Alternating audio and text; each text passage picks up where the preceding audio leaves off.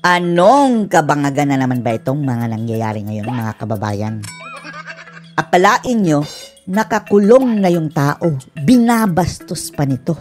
Mga salbahe talaga, mga kababayan. Diba ito naman sina BBM, mga kababayan, ang nasa likod ng pagdukot ni PRRD at pagpapatapon sa ICC? Akalain nyo, mga kababayan, inimbita pa ni BBM si PRRD sa kanyang zona? Parang nangungutya pa, mga kababayan, na pumunta ka dito kung kaya mo. Pinadalhan ng imbitasyon si PRRD, mga kababayan, na as if in the first place, hindi nila ito pinagkanulo sa mga banyaga. At ang balita pa, mga kababayan, na sabi mismo ni Atty. Lambino, mayroong kamay, mga kababayan, ang administrasyon sa pagpigil sa interim release ni PRRD. Tapos ngayon, iimbitahin mo nga. Di ba isang kahudasan? Gawain lang yan ng mga salbahe, mga kababayan, di ba? Panoorin niyo po, Isang anyo ng pang-iinsulto kung ituturing ang ginawang pag-iimbita ng kasalukuyang administrasyon kay dating Pangulong Rodrigo Duterte sa eksklusibong iimbitahin pa, mga kababayan, ang animal. Hudas! Panayam kay Professor na makinig sa kanyang sonang walang kwenta. Sige, ipagpalagay natin na papayagan ng ICC na sa isang pangbihirang pagkakataon. Palabasin muna natin ng saglit si Digong dahil gusto natin siyang manood sa zona ni Bangag. Sasabihin siguro ni Tatay Digong, dalhin nyo na lang ako sa Bartolina kaysa makinig dyan sa mga zonang walang kwenta. Makikinig dyan sa bulada si BBM, mga kababayan. Daig pa na tinorture si Tatay Digong yan. Pero ang kapal talaga ng mukha ni BBM, mga kababayan, no? Kabastusan, no? Iimbitahin mo pa. Ikaw ang nagpatapon sa kanya. Palutikiya sa SMNI Radio, sinabi niyang alam naman daw ni Pangulong Ferdinand Marcos Jr. kung nasaan ang dating Pangulo. Kaya't hindi na dapat ito padalhan ng imbitasyon. Pinadalhan pa. Kapal. Hindi ba yan pang-iinsulto? Aba, ikaw nagpadala ka kay PRRD sa dahig. Hindi lang insulto, kabastusan. Pambabastos. Walang matinong taong ganyan, mga kababayan Ugaling salbahe yan Nakadapa na yung tao, tinatadyakan mo pa. Wala kang kwenta. Padadalhan mo ng imbitasyon? Aywan ko kung aabot yan sa dahig. Isa pa raw sa malinaw. Aabot na! Binalita na Na insulto, ayon kay Tikia, ay ang ginamit na eroplano ni BBM sa kanyang pinakabagong biyahe patungong Japan. Sinabi ng the same plane, mga kababayan, yung nandukot, sabi ni Kitty sa kanyang post, tandaan nyo ang eroplanong yan. Cursed. Yan ang kumidnap sa tatay ko. Yan ang ginamit ni BBM daw, mga kababayan, papuntang Japan kamakailan lang na hindi nga natin alam. Anong ginagawa mo doon? Bakit walang welcome sa'yo ang mga OFW? Nilangaw! Profesor, na ang nasabing eroplano ay siya rin ginamit ng sapilitang isinakay si FPRD at dinala sa The Hague, Netherlands. Tingnan nyo, mga kababayan, si tatay, binuhat. Insulto yun.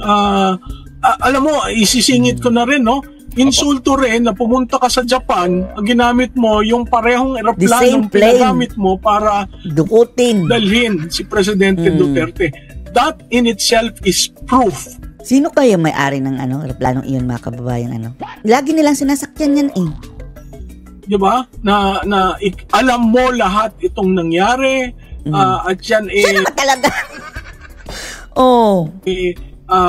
eroplano na ginagamit ninyo. Ngayong Hulyo 28 ay nakatakdang magsalita si Pangulong Bongbong Marcos sa sambayanan. Kaya naglibot-libot yan, mga kababayan, dahil para masabi siya sa zona. Last minute, mga kababayan, dapat meron. Ang zona niya, mga kababayan, for the last 2 months lang siguro. Busy para marami daw sasabihin. Tapos mamumula, mga kababayan, ang mga palad ng mga buhaya dyan sa Kongreso sa kapapalakpak dito sa walang kwentang zona. Kanyang ika-4 na State of the Nation Address o SONA. At nang tanungin si Tikia kung ano ang inaasahan niya sa zona ng Pangulo, ito. Anong maaasahan natin? Budol! Pambubudol na naman. Pero bantayan din natin, mga kababayan, dahil parang magiging stand-up comedian ito sa kanyang zona. Magiging stand-up comedian na naman ito, mga kababayan, kung ano-ano na namang sasabihin niya na mapafact-check, mga kababayan, ng kalikasan, ng talagang nangyayari dito sa ating bansa. Makikita natin na baliktad ang nangyayari sa pinagsasabi, tapos ang mga sasabihin yung mga budol nakakuha sila ng lumulutang na siya po. What an accomplishment Walang nahuli ni isang isda. Napakahirap tingnan kung ano yung magiging laman dahil 3 years kang walang linalaman, no? 3 years so walang laman. Lumabas na po rin sa mga balita sa payagan na... Eto mga kababayan, sinasabi natin, na lumalabas mga kababayan na mayroong kamay, ang mga ngagnag dito sa pagharang sa interim release si PRRD. Malinaw pa sa sikat ng araw na mga kababayan ang kooperasyon nila sa ICC ngayon. Ang ICC na wala naman talagang jurisdiction. Kung dati-dati dinideny pa nila, sa Interpol kami cooperate. Ngayon mga kababayan, hayagan na. So ano ito? Ano ito? Pagtatraidor na ito sa ating sovereignty. Bakit sila sumusunod mga kababayan sa utos ng ICC? Ayun ang hiling po ni former President Rodrigo Duterte ng interim release, no? At nagkaroon pa ng parang sagutan between Kaufman at saka si Mane ng ICC na hindi ano pa nga? Nyang. Hindi Mane. Si Mane, Maniakis o si Manny Pacquiao. Maninanggal. Ang daming money. Manika. Pero yung sa ICC, nyang. Nyang. Ganyan. Mame nyang. Na parang na hindi daw yun ang pinag-usapan. Tungkol dun sa lugar. Biglang kambyo mga kababayan, no? Yung prosecutor. Aminado si si Conte na pumayag naman talaga sa specific country mga kababayan o di may pagpayag. Ngayon biglang umasim mga kababayan, ano kaya? Mukhang ginagapang. Sa bansa kung saan ililipat, kung sakali man, payagan po ng ICC ng interim release po ang ating presidente. May alam ho ba kayo, bakit po nagkaroon po ng misunderstanding? Kumbaga, sinabi ni Kaufman, country X, pero sinabi po ni Nyang, country Y. Pero iba yung pinahayag naman po ni Kaufman. Ano nangyari doon? Kaya ngayon nasasabi hanggang sa puntong 'yan, parang may paglilinlang. Hindi panlilinlang, panghaharang. Well, ang pagkakaalam ko yung urgent request ng defense, nangyari yan noong June 12 at ito naman pong objection nitong Office of the Prosecutor ng ICC. Naganap po yan, pinadala nila is June 25. So, difference of about 13 days. Diba? Dapat nag-object agad-agad mga kababayan. Halata nyo, kumalampag pa ang mga makakaliwa, kumalampag ang mga bangag, tumaas ang kilay, and then 2 weeks later pa mga kababayan, kumontra. Ano kayang ginawa nila? Sabi pa nila, para kami binuhusan ng tubig, hindi namin yan alam. Ginapang. Pagkakaalam, base na rin sa mga impormasyon na nakakalap natin, ay ang Philippine government mismo ang nag-i-insist na hindi kailangan may release. Yan ang tila, mga kababayan, sinasabi ngayon ng ngagnag, indirectly speaking. Tapos, may gana pang imbitahin si dating Pangulong Digong na dumalo sa zona ni Ngagba. Kapal lang mukha.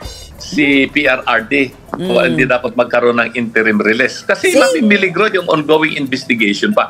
Hindi lamang po yung... Yan kasi ang mga statement nila kapag may interim release, baka ang mga witness o ganyan. Hello? Biktima na sinasabi rito o kaya yung mga titistigo laban kay PRRD o kay... Akala ba natin patay na mga biktima? Bakit titistigo? Diba? Diyan pa lang mga kababayan, sablay na. Walay. Ibig sabihin, yan kanilang mga testigo mga kababayan. Kaduda-duda na yan. Dapat nga mga kababayan, ipakita yan kung sino-sino para makilatis natin. Dalawa lang yan mga kababayan, klaseng mga testigo siguro na dyan It's either connected sa mga NPA and then connected sa mga drogista. Yan lang. Yan na ang mga bida mga kababayan ngayon. Grabe talaga, no? Bida-bida mga kababayan, ang mga judik ngayon mga kababayan. Pumasok sa imbornal na bumabatak mga kababayan, aminado, kagawing ambasador. Si Mabilog naging advisor ni Tambaluslos. Senator Bato. Kung hindi, yung investigasyon na ginagawa ng ICC dito sa Pilipinas, sinasabi nila na mamimiligro at hindi na makikipag-cooperate ang Philippine government sa kanilang ongoing investigation. Bakit ngayon? all-out support sila sa mga kababayan ICC. Ito talaga, budol talaga itong sina BBM, mga kababayan. Sinasabi nilang wala daw kooperasyon ever since.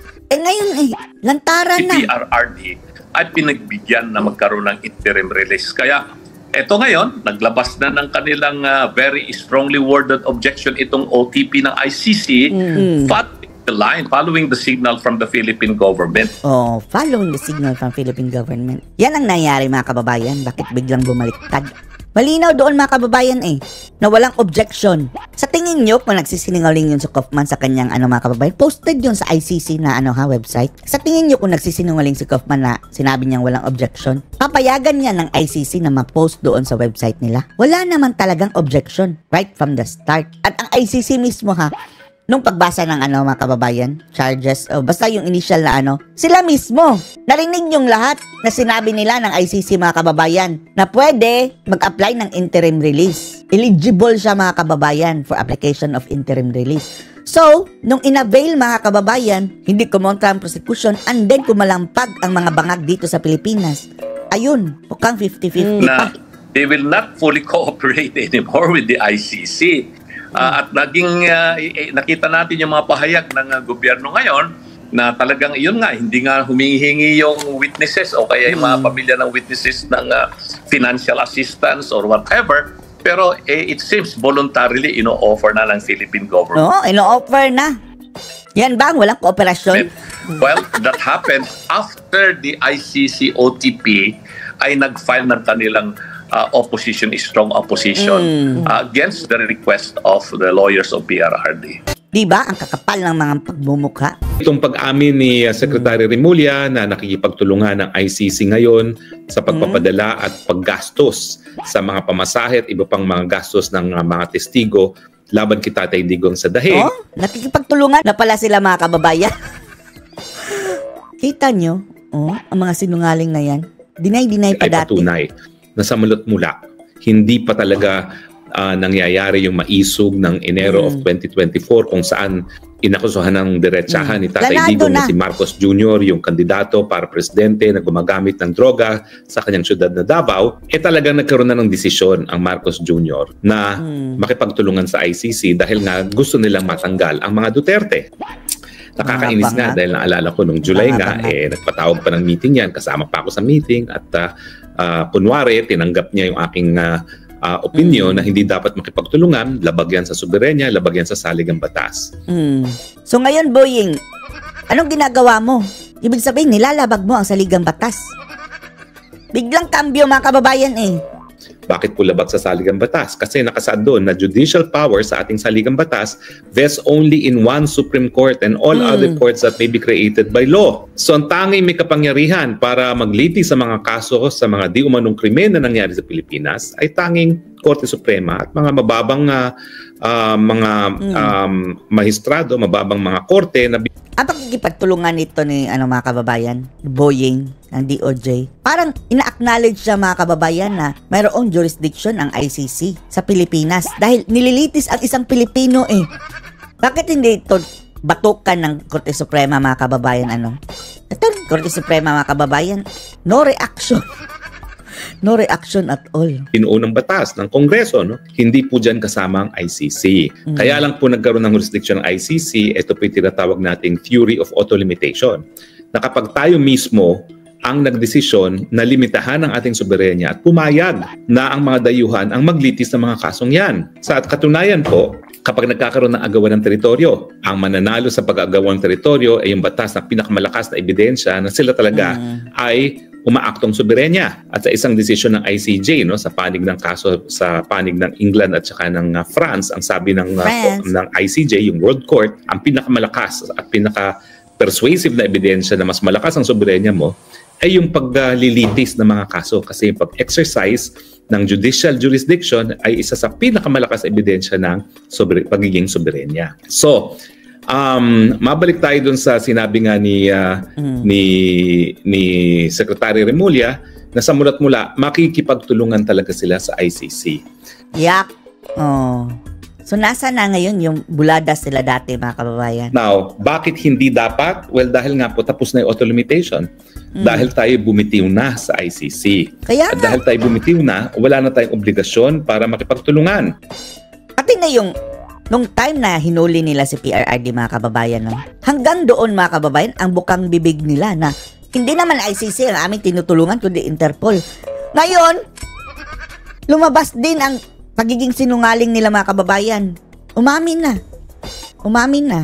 Kasi kapag tayo nakipagtulungan pa na hindi na tayo miyembro, linalabag natin yung probisyon ng ating sariling saligang batas. Impeachable yan, mga kababayan. Sana, no, may magsampa ng kaso dito, no? Dito sa mga animal na to. Dito sa mga taong ito, mga kababayan, ng abuso, ng yurak sa ating sovereignty. Hindi man ngayon, pero pagbaba nila sa pwesto, mga kababayan, habulin ang mga udas na yan. Na ang judicial power ay nasa kamay lamang ng Korte Suprema at mga mababang mga korte na binuo ng Batas Pilipinas. At tingin ko, itong kooperasyon na ini-extend nila sa ICC ay labag na doon sa saligang batas na yan. Nagkakaroon na po tayo ng willful violation and serious violation of the Constitution. Willful, serious violation of the Constitution. Ang problema po, ang palagi nagsasalita, si Secretary Remulla at ibang sinasabi ng Presidente. Bakit? Kasi iniiwasan nilang impeachment. Dahil kapag binigkas at nanggaling sa sariling bibig ni Marcos Jr. na nakikipagtulungan tayo sa ICC. Sino ba ang amo ni Boying? Di ba si BBM? Palibasa, mga kababayan, si BBM, alam nyo na. Ayan po ay basehan na para sa impeachment. Culpable violation of the Constitution. Kasi talagang napakalaking dagok po yan sa soberenya kung siya ay makikipagtulungan sa isang dayuhan, banyagang hukuman na wala ng dahilan. Yung auto limitation po, sige po, pwede ang mga dayuhan, pero dahil pumayag lang tayo. Tumigil na po yung pagpayag na yan 1 taon matapos tayong bumitiw sa pagiging miyembro ng ICC. Wala na talaga ni katiting na jurisdiction, mga kababayan. Hindi nga dapat na sinasagot niyan, kahit nagtanong pa ng ganyan.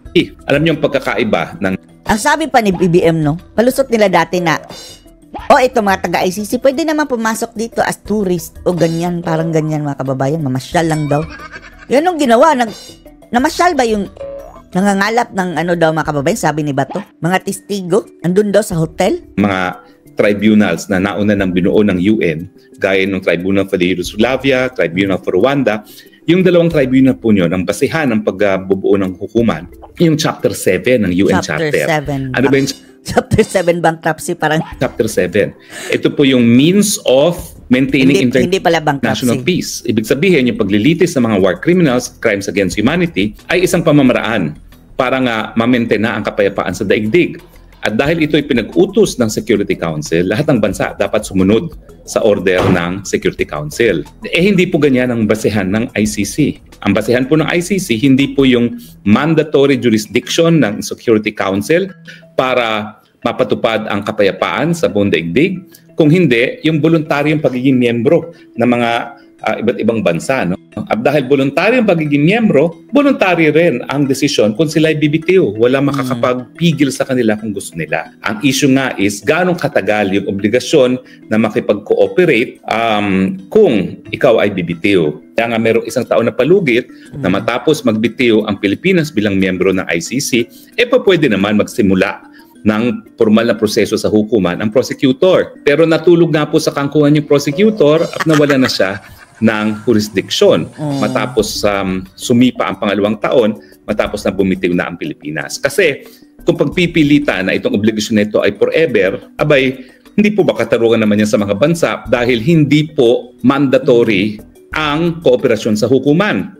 Yan palang na-argumento, mga kababayan. Malakas na yan, ha?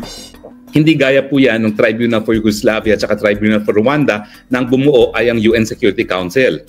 Kapag ang bumuo ay UN Security Council sa ilalim ng Chapter 7 ng UN Charter na tinatawag or Means of Maintaining International Peace, mandatory po yan sa lahat ng bansa na sumunod sa mga utos at i-recognize ang jurisdiction ng tribunal. Pero pag voluntaryong tratado po ang naging basehan sa pagsisimula at pagbubuo ng hukuman, meron pong karapatan na bumitiw ang mga bansa sa kanilang pagiging miyembro. At yan nga po ang ginawa na ng Pilipinas. Now, so yan po ang dahilan kaya hindi nanggagaling sa bibig ni Presidente BBM ang pagtutulungan sa ICC, palagi nanggagaling kay Boying Remulla. Dapat bitagin natin ito si BBM, no? Interviewin nyo ng interviewin hanggang mga kababayan ma-spill out niya yan. Dahil haharap yan sa asunto. Sigurado. At kung titignan nyo, consistent si Boying Remulla. Siya ang butik-tik, chief architect pala mga kababayan ng foreign policy Alam nyo, ang danger sa ginagawa ngayon ng Pilipinas, talagang ginigiit talaga nila si Presidente Duterte. Bakit? Kasi nga, yung ating... Kapalit ang ating sovereignty mga kababayan at kanilang personal interest. Di bali ng yurakan na tayo ng mga banyaga. Basta maano lang si Digong, kulong. Kasi na sinasabing walang jurisdiction, ay wala nang jurisdiction ang hukuman dahil sinimulan nga ang preliminary investigation sa pangalawang taon matapos tayo magbitiw. Pero itong unang-una, pag voluntaryong surrender ng Pilipinas sa pagkatao ni Tatay Digong, ni wala pang ang hinihinging kooperasyon, binigay na kaagad ang pagkatao ni Tatay Digong sa pamamagitan ng kidnapping. Hinatid pa mga kababayan ng eroplano na ngayon sinasakyan ni BBM mga kababayan papuntang Japan, yung pasyal-pasyal niya. Na hindi dumaan sa proseso ng Rome Statute, Article 59, na dapat hinarap muna siya sa lokal na hukuman sa Pilipinas nang sa ganon, maprotektahan ang karapatang pantao ni Tatay Digong at marespeto ang soberenya ng Pilipinas, no, para malaman nga kung mayroon pang dahilan na i-extradite yung si Tatay Digong sa ICC. At syempre dapat sagutin ng lokal na hukuman kung mayroon pang jurisdiction ang ICC no, sa kaso ni Tatay Digong dahil hindi yan nasunod, illegal nga yung kanyang pagdadala sa dahig. Kaya nga tinatawag natin yung extraordinary rendition or kidnapping.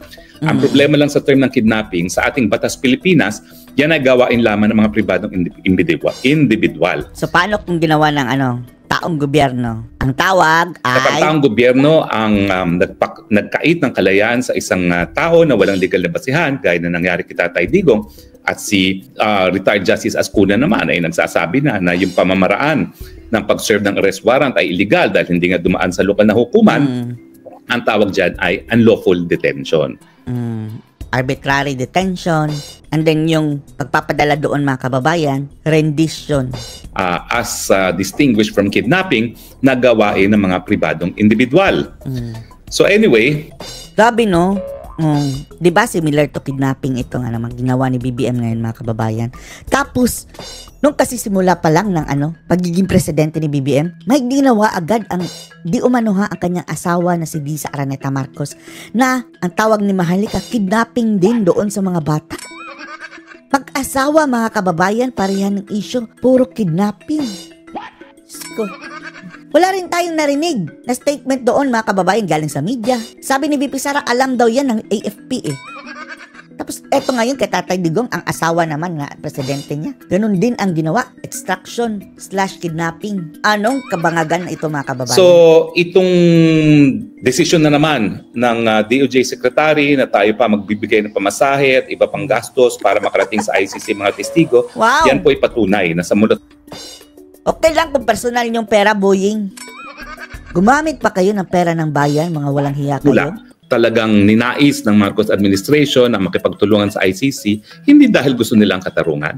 Alam naman nila ang katarungan ay po pwedeng mabigay ng ating lokal na hukuman. Ulitin ko po ako'y tumayo bilang isa sa prosecutor na Maguindanao Massacre. 58 murders. And yet, dito sa kaso ni Tatay Digong, sinasabi nila 43 victims. Tapos ano pa mga kababayan, hindi pa sinabi kung sino-sino yon. Sige, tingnan daw natin. Dahil kung sasabihin yung EJK, ang EJK mga kababayan, simulat sa pool, andyan na yan. Yung na-riding in tandem. Hanggang ngayon, mayroon pa rin. Huwag niyong sabihin lahat yan, kagagawa ni Digong. Hanggang ngayon. Bakit kailangan dalhin sa ICC? Samantalang ang ICC naman is a court of last resort. Dapat sila'y gumalaw lamang kapag ang lokal na hukum. Siguro, umamin si Boying mga kababayan na inutil siya. Umalis ka! Court of last resort na Sige, lahat ng kaso mga kababayan, dalhin na natin sa ICC. Dahil hindi na gumagana pala ang dito, justice system. Last resort hindi makagalaw dahil merong impunity suit, impunity or merong immunity laban sa nasasakdal o di naman kaya walang gobyernong gumagana. Na hindi naman po ang kaso pagdating sa ating mga korte. In fact, buhay na buhay ang ating korte. We have one... Pati na nga mga vlogger kinakasuhan. Gusto pang i-warrantless arrest? One of the most active courts, one of the most developed court system in the whole world. Mantakin mo, pagdating sa pangangalaga sa karapatang pantao, meron tayong writ of habeas corpus, meron tayong writ of amparo, meron tayong writ of habeas data. Lahat po yan. Si Saba, mga kababayan, gusto mag-writ of habeas data. Gustong ipabura kung ano man daw yung hawak ni Digong na video, mga kababayan, na ang sabi ni Tatay Duterte, Digong Duterte, na ang videong iyon, yung tumatalbog-talbog daw, si Dilima na parang bola, mga kababayan, nakipagtsuktsakan kay Dayan. Tapos kumakain ng Saba. Yak! Ay intended para maging special protection sa pangangalaga ng karapatang mabuhay. At hindi naman po lahat ng hukuman sa daigdig ay merong ganyang mga special writs na binuo para pangalagaan ng karapatang mabuhay. Nagpapatunay na buhay ang ating hukuman at kayang-kaya ng hukuman natin na magpataw ng katarungan sa mga biktima. So ulitin ko po hindi sa sinasabi natin na wala ng kaso si Tatay Digong. Pero gaya ng sinasabi niya, kung merong kaso, respetuhin natin ang pagiging soberenya ng Pilipinas.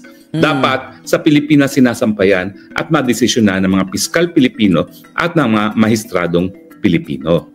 Ang tanong, ano maging pananagutan ni Marcos Jr.? Well, akala siguro ni Marcos Jr. palibasa hindi nanggaling sa kanyang bibig at the most that he has said is susunod tayo sa pag-uutos ng Interpol. Yan po ay patunay talaga na gross ignorance of the law kasi wala naman po sariling pulis ang Interpol na dapat sinusunod. At saka malinaw po sa paghihiring ng Senado na hindi pa nga humingi ng kooperasyon ng ICC at hindi pa humingi ng tulong ng ICC sa Interpol mismo. Sinubo, mga kababayan, si PRRD sa bunganga ng ICC. Talagang dinala nila, ayan, nakainin nyo na. Na voluntaryo talagang kinidnap si Tatay Digong at dinala sa dahig. No? Pero itong gawain ni Remulla, hindi mo pa rin mapagkakait na siya ay isang political agent. And under the theory of... Yan ang mangyayari, mga kababayan, kapag politician ang iyong iuupo dyan sa pwesto. Kaya nga, dapat yan si Remulla, yan ang unang naalis, mga kababayan, sa revamp ni Nagba. Pero andyan pa rin na-retain. Qualified political agency, ang gawain talaga ng kalihim ng Secretary of Justice ay gawain ng Presidente. So hindi pa rin po off the hook ang Marcos Jr. for culpable violation of the Constitution kasi malinaw naman po na alam niya ang ginagawa ng Secretary of Justice at hindi niya pinipigil bilang isang tagapagpatupad ng ating saligang batas. Hindi niya sinasabi na, Remulla, huwag kang makipagtulungan dyan dahil pag ikay nakipagtulungan, nalalabag yung probisyon ng ating saligang batas na ang kapangyarihan ng hudikatura ay nasa ilalim lamang ng Korte Suprema at mga mababang mga hukuman na binuo ng lokal na batas.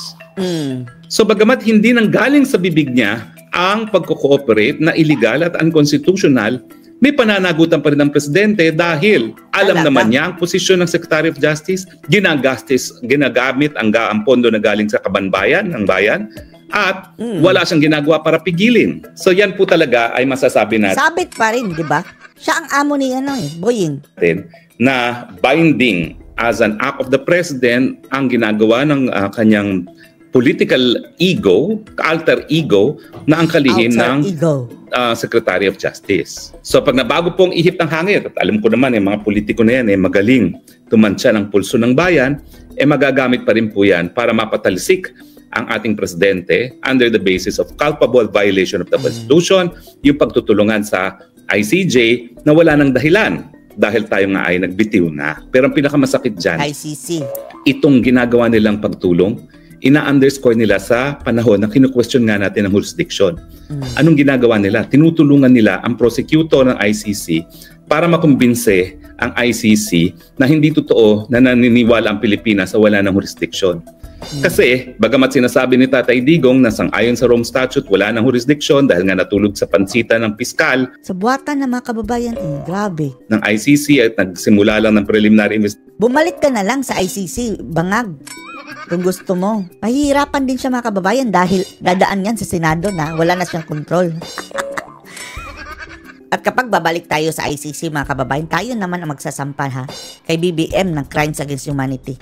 Dahil patuloy pa rin ang EJK ngayon, mga kababayan Yung mga patayan, mga inosente pa nga. The mere fact na nahihayaan niyang mayroong mga ganyan, mga kababayan. Iskrimen yan. Kung pagbabasehan nila yung pagsasampa ng krimen kay PRRD. Manda ka.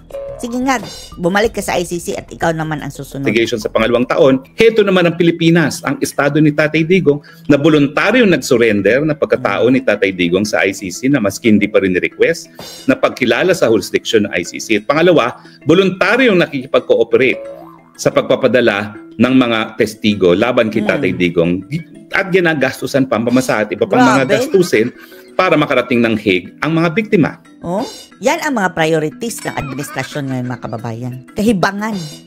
Kung sana itinulong mo yan sa mga nangangailangan, yung mga nasa ospital, matutuwa pa kami ngag. So ang ginagawa po ng Pilipinas talagang nais nila na baliwalain ng hukuman yung sinasabi ni Tatay Digong na wala ng jurisdiction sa Pilipinas ang ICC sa pamamagitan ng pagtutulungan sa ICC. Bakit nila dapat gawin yan? Kasi nga, ang dami rin sinabi ni Junior. Da Junior! Na wala ng jurisdiction ng ICC. Lahat naman yan ay na iulat sa ating mga balita. Pero itong mga deklarasyon naman ni Presidente, taliwas sa gawain ng gobyerno. Yan ang sinasabi natin, mga kababayan. Yung pinagsasabi nila, baliktad o baliktarin mo. Yan ang totoo. Iba ang ginagawa sa sinasabi. Kasi kung hindi na talaga, wala na talagang jurisdiction ng ICC sa atin at labag sa soberenya natin ng pagtutulungan, bakit nga sinurrender ng gobyerno ni Marcos Jr. si Tatay Digong voluntaryo sa korte at bakit ngayon nakikipagtulungan pa? So ang gawain ni Remulla ngayon, carefully crafted and implemented para mabaliwala yung sinasabi ni Tatay Digong sa kanyang motion to dismiss na wala ng jurisdiction. Ito na sinasabi ni Lambino, mga kababayan, na ang government na mismo ang nag-e-effort para harangin ang interim release. Bakit nagbunga nga yan si Boying? Diba? Traidor yan. Sip-sip yan sa mga Duterte dati. Ngayon, tinuklaw na si Tatay Digong. At ang argumento nila, bagamat ang salita ni Presidente Marcos Jr. ay wala ng jurisdiction ng ICC, yung gawain naman ay nagpapakita na kinikilala ng gobyerno na meron pang jurisdiction. Ang tanong, anong mananaig? Yung formal na sinabi ng Presidente na pang PR lamang o yung gawain ng gobyerno? Ang problema niyan, mga kababayan, ng ICC, walang paki dyan. Anyone doon sa Pilipinas na magsabi, mayroon, eto na, ebidensya na ito. Dapat may interview dyan kay mga kababayan, kay BBM talagang, ICC, eto, once na may-uter, mga kababayan, ni BBM na sasabihin niya, makikipag-cooperate siya, lagot kang bata ka. Malakas na ebidensya yan, mga kababayan, para makasuhan siya. Siyempre, inaasahan ni Marcos Jr. na mas paniniwalaan ng hukuman yung gawain ng gobyerno dahilan para ibasura yung motion to dismiss ni Tatay Digong on the basis of lack of jurisdiction. Delikado po yung ganyang posisyon. No? Kasi marami ng kaso sa international law na kinilala na itinatawag na estoppel o yung gawain na natin stophead. Stoppel. Papatunay na taliwas sa sinasabi ng Pilipinas na wala ng jurisdiction, kinikilalang jurisdiction ay kinikilala ng hukuman. Yung pagkilala ng jurisdiksyon sa pamamagitan ng pagtulungan sa pag-aresto kay Tatay Digong at pagpapadala ng ebidensya ay mas malinaw na deklarasyon na kinikilala ng Pilipinas ang jurisdiction ng ICC. Mga traidor, mga kababayan. Dapat dito sa Pilipinas mayroong didikdik sa kanila niyan. Anong pinaggagawa niyo? Yung panahon nga pala ni Marcos Sr., nung siya dinimanda ng mga human rights victims para sa human rights violations ng martial law, sinabi ni yan ang totoong mayroong crimes against humanity. Marcos Jr. na meron akong sovereign immunity from suit sa lahat ng ginawa ko bilang isang presidente. Ang ginawa ng Pilipinas sa administrasyon ni Cory Aquino, dineklara nila na walang immunity from suit si Marcos. At kinilala ng hukuman yung deklarasyon ng gobyerno ng Pilipinas sa ilalim ni Aquino na wala ng immunity from suit si Marcos dahilan para nagpatuloy ang paglilitis kay Marcos Sr. at napatawan nga ng award na mahigit kumulang $2 bilyong ang mga biktima ng mga Bakit pera lang ang parusa, mga kababayan? Na ang perang yan, most likely galing din sa kaban ng bayan. Dapat kulong, bitay. Bitay talaga, mga kababayan. Labag sa karapatang pantao ng panahon ng martial law. At itong ruling nga ito ang dahilan kung bakit mayroong 300+ million fine si Marcos Jr. ngayon sa hukuman ng Amerika dahil nga po ayaw niyang sabihin kung nasan yung mga ari-ariang nakaw ng mga Marcoses hindi lang po sa Amerika kundi sa buong daigdig. Yan ang sinasabi, mga kababayan, na kaya gusto nilang perpetuation ng power dahil Hindi na basta-basta makukuha yung mga tagong yaman, mga kababayan. Ng isang termino, kailangang mayroon pa rin kaalyado nila, mga kababayan, na susunod na presidente dahil hindi kaya ng 6 years sa dami at sa mga proseso, mga kababayan. Ay, nako. Kaya nga kung hindi siya presidente ngayon, yan ang sabing Tatay Digong nga bago pag tumapak siya sa Amerika, pwede siyang maaresto. Kaya nung siya presidente at unang nagpunta sa Amerika, wow, feel na feel niya, nabalik siya sa Amerika. Kasi kung hindi siya presidente, hindi siya makakatapak sa Amerika dahil ikukulong siya hanggang sabihin niya kung nasaan yung nakaw na yaman nila na itinatago at hanggang bayaran yung 300 million fine laban sa kanya. So mga kaibigan, ang konklusyon, sa mga pananalita at gawain ni Boying Remulla mula pa noong 2023, malinaw na intensyon talaga ng mga Marcoses gamitin ng ICC para burahin ang mga Duterte. Grabe, no? Oh. Hindi pa nagsasalita si Tatay Digong noon, mga kababayan. Pinagplanuhan na nila. Di ba may panahon na tahimik lang si Tatay Digong, mga kababayan? Wala siya. Hindi siya napakita sa media o ganyan. Kinanti nila eh. Yun pala, mga kababayan, yun na talaga ang plano nila. See? Lumaban lang yun si Tatay Digong, mga kababayan. Kahit ano pang sabihin, nakasinungalingan ni Marcos Jr. Pangalawa, yung gawain nila ngayon na nakikipagtulungan, ito po'y labag sa saligang batas. It is a culpable violation of the Constitution dahil isang Korte Suprema at mga bababang kapulungan lamang ang kinikilala ng saligang batas na dapat mag-exercise ng judicial powers. Ito po ay culpable violation of Constitution, dahilan para mapatalsik ang presidente sa isang impeachment complaint. At pangatlo, ang motibo ngayon ng gobyerno sa lantarang pagtutulungan, hindi lang sa pag-surrender kay Tatay Digong, o hindi na rin yung paggagastos para sa mga testigo labang kay Tatay Digong, ay para nga po ma-dismiss yung sinasabi ni Tatay Digong na wala ng jurisdiction ng ICC dahil ang pagkilala ng gobyerno ng Pilipinas sa jurisdiction ng ICC sa pamamagitan ng pagbibigay tulong at kooperasyon sa hukuman ay nagpapakita na kinikilala ng gobyerno natin ang jurisdiction ng ICC. Sa madaling salita, tinraidor ng Marcos Jr.